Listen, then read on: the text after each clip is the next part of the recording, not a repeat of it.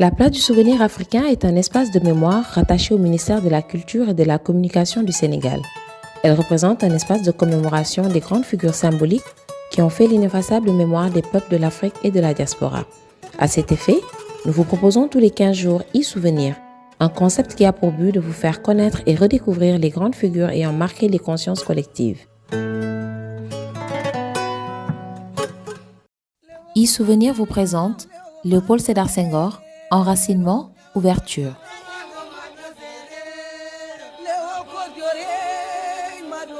Je suis André-Marie Diagne Bonannée, mon nom de jeune fille, d'origine burkinabé. Je suis donc née voltaïque et épouse de Mamoussé Diagne, donc, qui est un peu connue au Sénégal, premier agrégé de philosophie.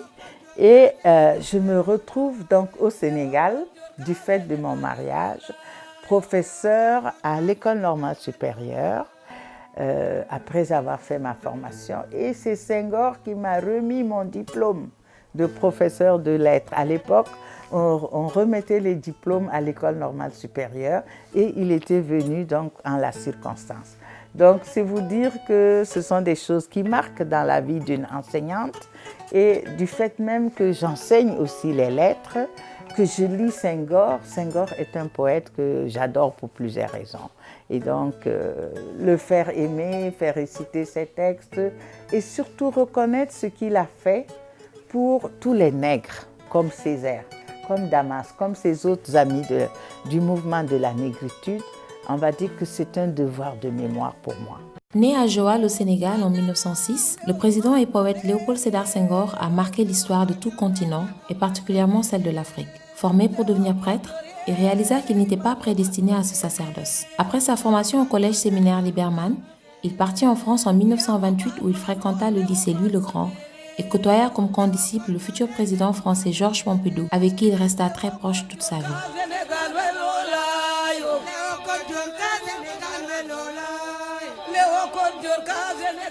En fait, le royaume d'enfance, ce que lui-même a appelé le royaume d'enfance, c'est-à-dire le pays sérère, où il a grandi entre un père qui était un grand commerçant, qui était l'ami du roi Koumba Ndoffène Diouf, et une mère, Nilan Bakhoum, dont il dit qu'elle était à la fois sérère et peul. Donc vous voyez déjà les traces du métissage dans la vie de Senghor, qui analyse son propre nom de famille en disant que c'est un mot qui vient de la langue portugaise. Donc le métissage culturel, il est déjà à la base dans la naissance de ce petit sérère qui a grandi auprès de sa mère. Son père avait plusieurs épouses, même s'il était chrétien. Et c'est un enfant qui a grandi librement, qui a élevé les animaux, il a suivi un peu les troupeaux, qui a beaucoup couru dans la savane. Et pour un poète, c'est très important cette imprégnation avec les éléments de la nature. Quand on connaît le pays sérère, cette zone en tout cas, riche par sa diversité de paysages, entre la mer, les coquillages, les plages. Comment est-ce que Senghor en est venu là? Il a, comme je dis, commencé ses études à l'école primaire, au séminaire de Ngazobil, puis il a été appelé à aller à Dakar, au collège Liberman. Il voulait être prêtre. Et à un moment, un de ses directeurs du séminaire s'est rendu compte que Senghor n'allait pas être un prêtre facile à dominer. Vous voyez déjà la relation entre les Blancs et les Noirs.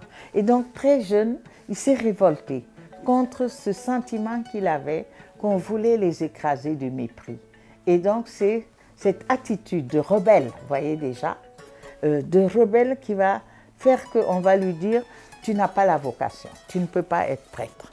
Et donc, il est appelé à aller en Europe, continuer ses études après le bac. Et là aussi, c'est le monde de l'exil à l'époque. On n'a pas encore, disons, fait la Deuxième Guerre mondiale. La première est déjà passée puisque Senghor est né en 1906.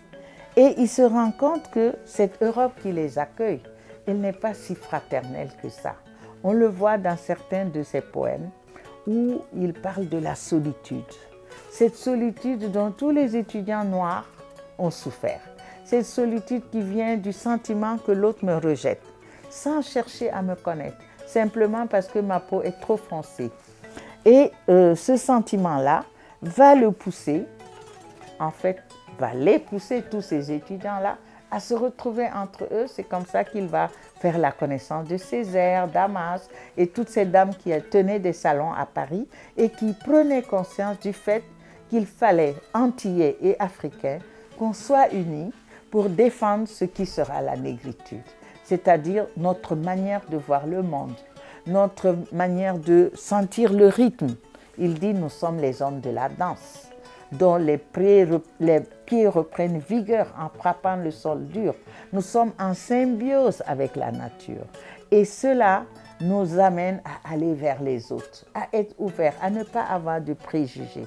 Alors c'est ce Senghor-là qui, au moment de la Seconde Guerre mondiale, devenu prisonnier, va regarder ses frères tirailleurs sénégalais, va écrire son recueil, le second, Hostie Noire, qu'il dédie à tous ces Africains qui ont donné leur sang pour sauver la France et envers qui la France n'était pas assez reconnaissante. On a vu Camp de Thiaroye ici au Sénégal. Alors toute cette situation, elle est aussi politique. On n'est pas encore à la veille de la fin de la colonisation, mais tout de suite on sent qu'il y a une différence de traitement entre les soldats noirs qui viennent pour défendre la liberté de la France et les Français eux-mêmes. Alors, face à cela, Senghor et ses amis vont mener plusieurs combats. D'abord, c'est un combat de reconnaissance en tant qu'intellectuel. Être capable d'avoir les mêmes diplômes que les Français. Quand il est arrivé en France avec son bac, il parlait latin et grec mieux que les Français.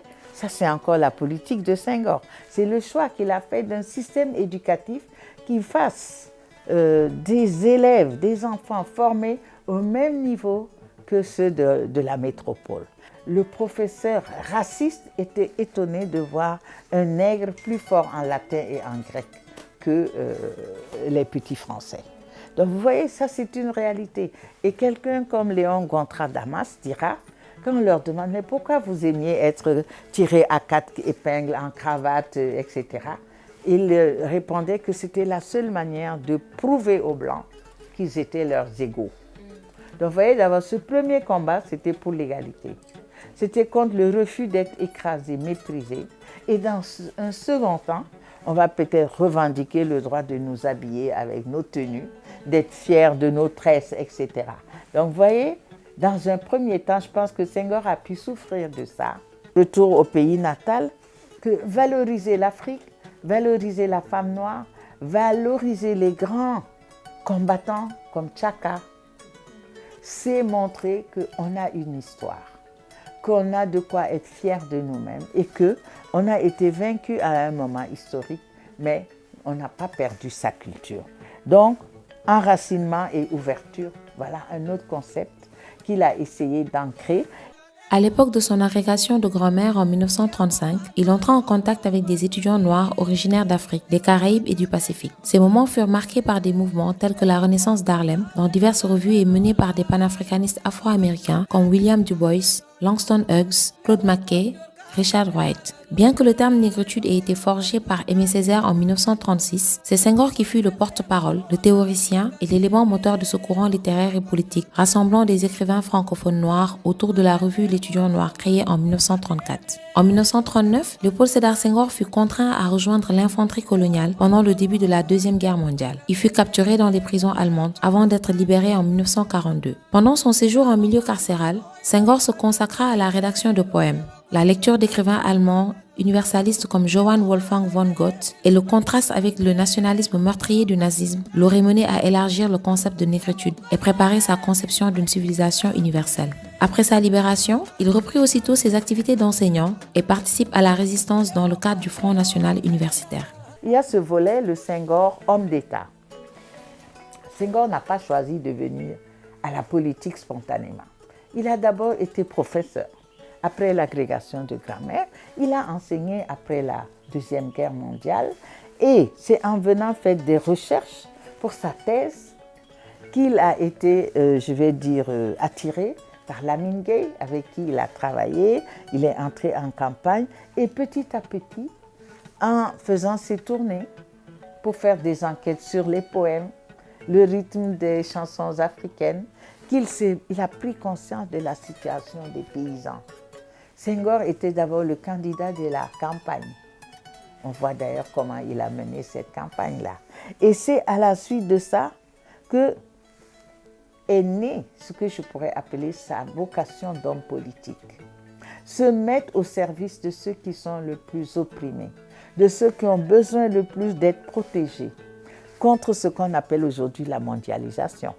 Bien sûr, se mettre avec ceux qui vont libérer nos peuples, parce qu'il faut qu'on arrête de les exploiter pour des raisons fallacieuses. Et donc, cet ambassadeur du peuple noir va être aussi le prophète de ce qu'on a appelé le métissage culturel.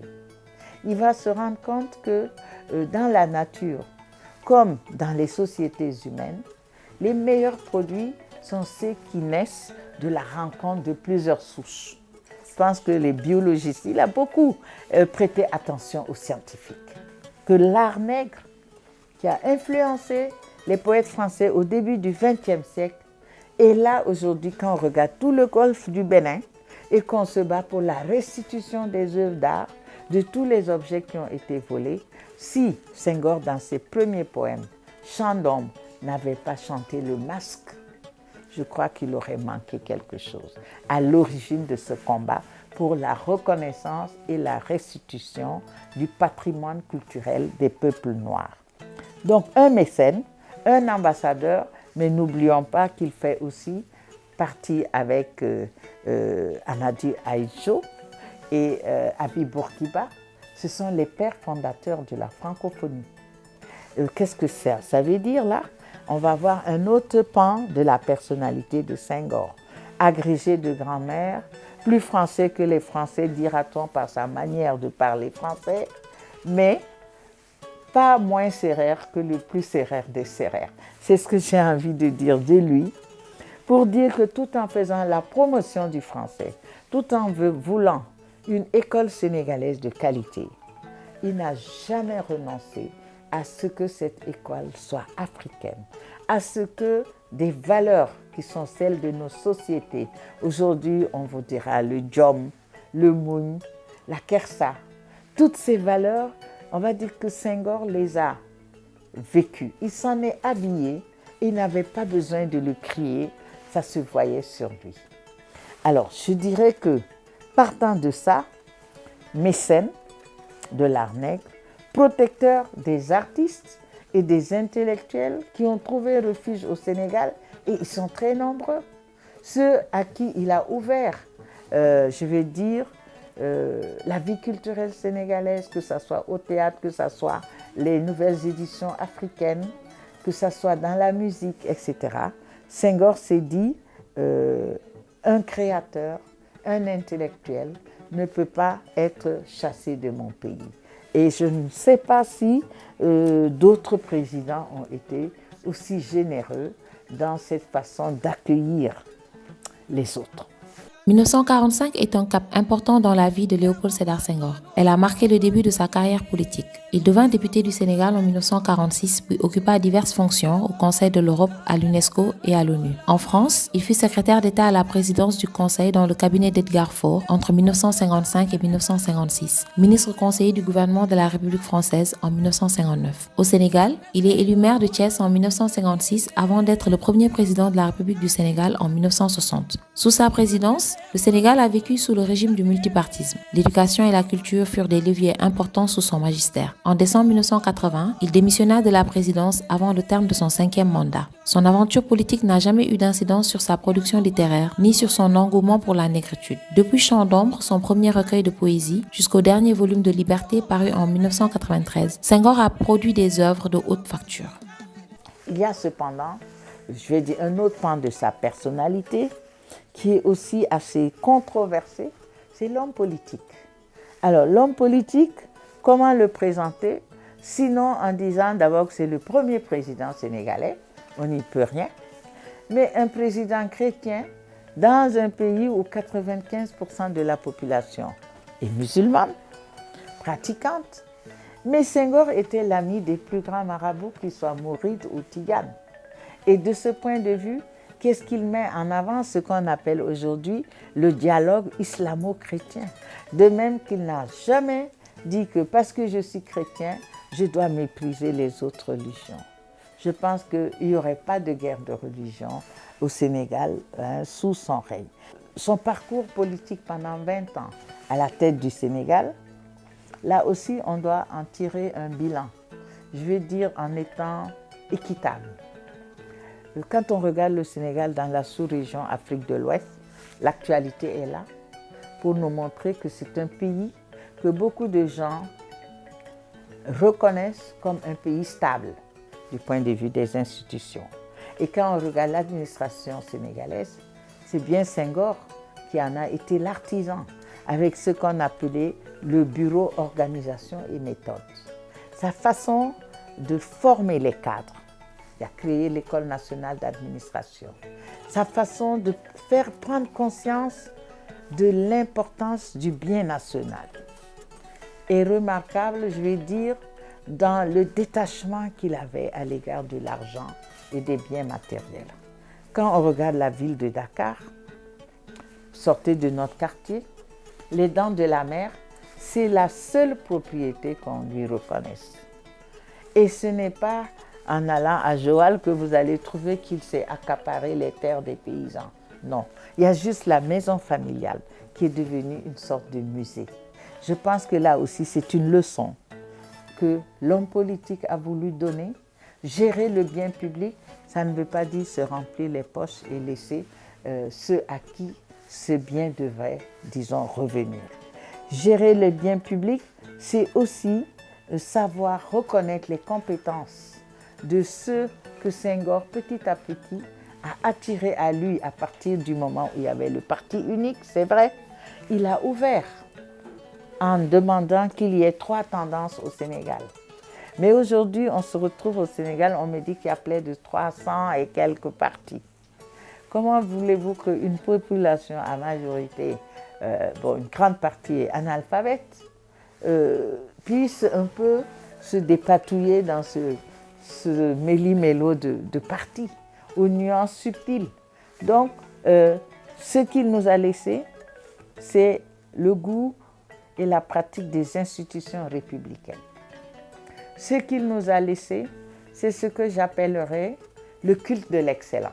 Et lorsqu'en 1966, il réussit à faire tenir à Dakar le premier festival mondial des arts nègres, on peut dire que les nègres de partout ont répondu à Senghor.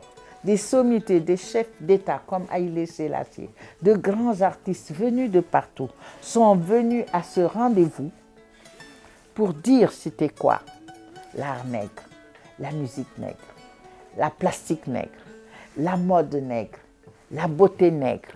Et donc, ces éléments-là, je pense que si cette génération a mené ce combat, c'est pour qu'aujourd'hui, la jeunesse actuelle, elle soit fière de ça. Et je vois partout sur les murs de Dakar des affiches qui montrent que je suis fière d'être nègre, d'être noire.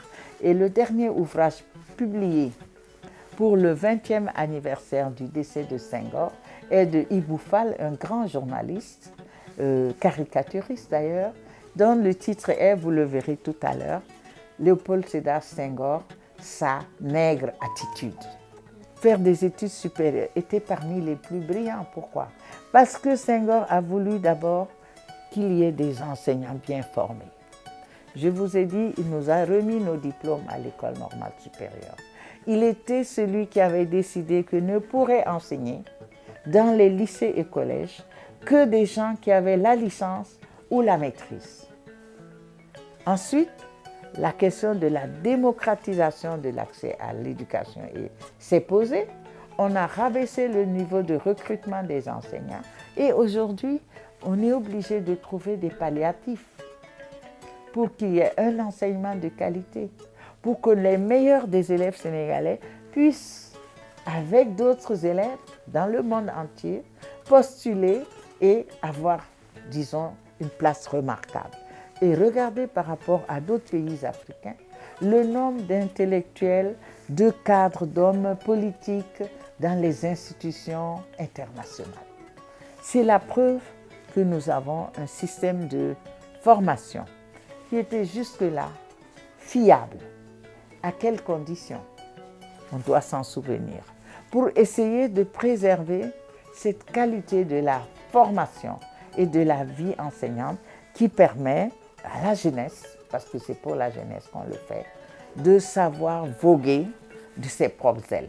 Et je n'ai pas l'impression que Senghor était jaloux de tous ces jeunes Sénégalais. Au contraire, il donnait des bourses et les encourageait à exceller, à être les meilleurs parmi les meilleurs. Moi, je suis enseignante, j'ai été sensible à cet aspect de la politique senghorienne et je dis aujourd'hui, avec les institutions étatiques, avec l'administration, c'est un héritage senghorien qu'on a là.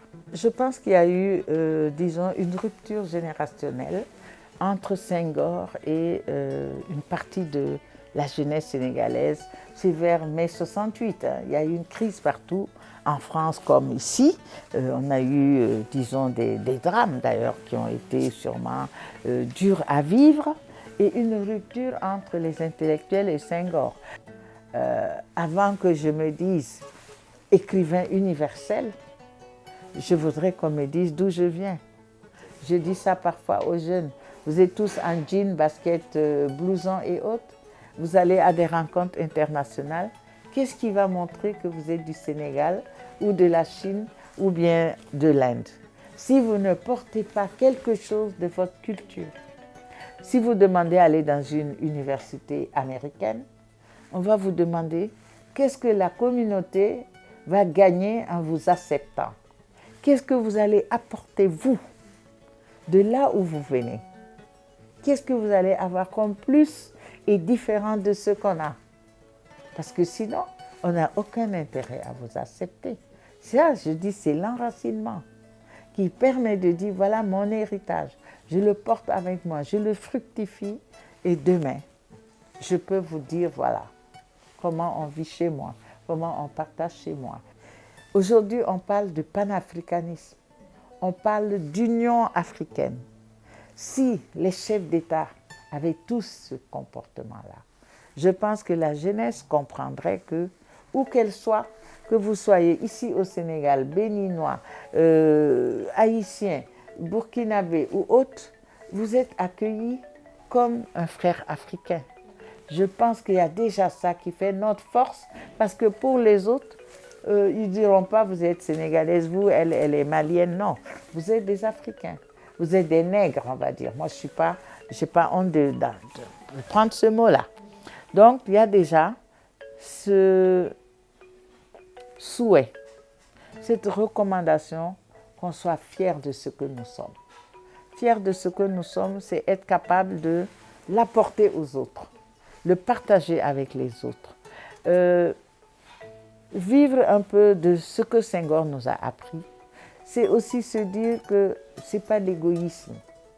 Ce n'est pas parce que moi je me serais empiffré, que j'aurais volé, que j'aurais pillé au détriment des autres que je vais me sentir heureux. Je n'ai pas besoin de ça. On nous a dit que Senghor, au moment où il allait quitter le pouvoir, a reçu d'un sultan arabe 500 millions de dollars. Quelque chose comme une somme assez énorme. Au moment où on lui a donné le chèque, il a demandé qu'on mette ce chèque sur le nom de la fondation Léopold Sédar Senghor. Il n'en a pas touché un franc. Est-ce qu'aujourd'hui, on peut multiplier ce geste-là et que cette fondation est là pour aider les intellectuels, les jeunes à s'inscrire, à avancer dans leur carrière? Je dis que Senghor est la personne, le chef d'État qui accueillait de la façon la plus généreuse et la plus franche tout intellectuel africain qui brillait pour l'Afrique. Qu'il oubliait que vous aviez écrit un article virulent contre lui. Ce qui comptait, c'était que vous étiez une sorte d'ambassadeur de ce peuple. Et je pense que c'est cette générosité-là qui peut être donnée. On a dit aussi la rigueur. On a dit le culte de l'excellence. Senghor petit, on a détecté en lui ses qualités, des qualités intellectuelles. Mais s'il n'avait pas travaillé, qu'est-ce qu'il serait? S'il avait triché, je vais dire ça. Est-ce qu'aujourd'hui c'est si facile d'arriver dans la vie? Je relisais sa biographie. Il a échoué une première fois à l'agrégation. Il a recommencé. Il l'a obtenu la 3e fois. Mais ça ne lui a pas monté un peu trop à la tête. Vous voyez ce que je veux dire? Des leçons de modestie, des leçons de générosité, des leçons de rigueur par rapport à soi-même d'abord. Et aussi dans la gestion de ceux dont nous sommes responsables. Je crois que si on est conscient de ça et du respect de la vie humaine, c'est pour moi le fondement de cet humanisme du XXIe siècle. Il a toujours parlé du XXIe siècle. On a besoin d'un nouvel humanisme. On a besoin d'une fraternité que ni l'or, ni l'argent, ni les réserves qu'on a dans nos sols ne peut empêcher, disons, de partager. Qu'on a besoin de cette solidarité qui fait que quand un malheur arrive à un point du globe, tout le monde se sent concerné et on va au secours. Je crois que c'est cette image-là que j'ai de ce Senghor que j'appelle l'ambassadeur, que j'appelle le mécène, que j'appelle l'homme politique ouvert à l'autre, qui a le droit d'être différent, mais quand même qui a le droit de s'exprimer aussi quelque part. Et que je souhaite, quand j'ai terminé la conférence que je faisais pour le 20e anniversaire de son décès, j'ai dit, où est le stade Léopold Sédar Senghor? Qu'est-ce que nous en avons fait? Il est où ce stade aujourd'hui? Nous regardons la Coupe d'Afrique avec de beaux stades au Cameroun. Aujourd'hui, le stade Léopold Sédar Senghor est-il le reflet de son parrain? C'est une question qu'on peut se poser, que les grands hommes de notre histoire, nous ne devons pas les oublier. Nous devons imprimer leur image et leur nom à des monuments qui permettent aux jeunes générations de les avoir comme repères. C'est peut-être le sens qu'on a donné à l'africanisation de tous les noms d'écoles, de rues, etc. Regardez même autour, là on est dans le quartier Fan, tous les noms que Senghor a donnés à Césaire, à Frobenius. Vous savez, tous les partisans de la négritude qu'on retrouve quelque part dans cette générosité. Habib Bourguiba, l'avenue Bourguiba, c'est une des plus belles de Dakar. Il faut savoir compter sur nous-mêmes. Nous avons assez de ressources humaines, matérielles, pour faire le bonheur des générations actuelles, des jeunes, à condition de leur donner du travail, de leur donner envie d'étudier eux-mêmes et de se former, de leur donner envie de se réaliser eux-mêmes et non de tout attendre. De tout attendre, c'est négatif aussi. On ne doit pas tout le temps accuser les autres. Qu'est-ce que je fais moi-même pour moi-même? Ça commence par ça. Est-ce que j'ai assez de force pour me réveiller? Parce que je dois aller en classe tous les matins, qu'il fait froid. Est-ce que j'y vais? Sa poésie essentiellement symboliste, fondée sur le chant de la parole incantatoire, qui lui vaut le surnom de président poète, fut construite sur l'espoir de créer une civilisation de l'universel, fédérant les traditions par-delà leurs différences. Senghor, l'homme multidimensionnel, poète, penseur, linguiste et homme d'État, est resté toute sa vie jusqu'à ses 95 ans au service du dialogue des cultures et du rapprochement des peuples avec une forte conviction, l'ancrage aux valeurs culturelles et l'ouverture au monde. Mort à Verson, en France, le 20 décembre 2001, Senghor a laissé un riche héritage culturel et politique. Sa pensée est toujours d'actualité dans un monde frappé de discrimination, de conflits communautaires et de terrorisme. Sa bibliographie constituée de textes majeurs parmi lesquels Joal, Femme nue, Femme noire, Éthiopique, Liberté, Lettres d'hivernage, Élégie majeure représente une grande fierté pour la littérature. Ce programme vous a été proposé par la Place du Souvenir africain. Merci de nous avoir suivis. Rendez-vous très prochainement avec un nouveau portrait.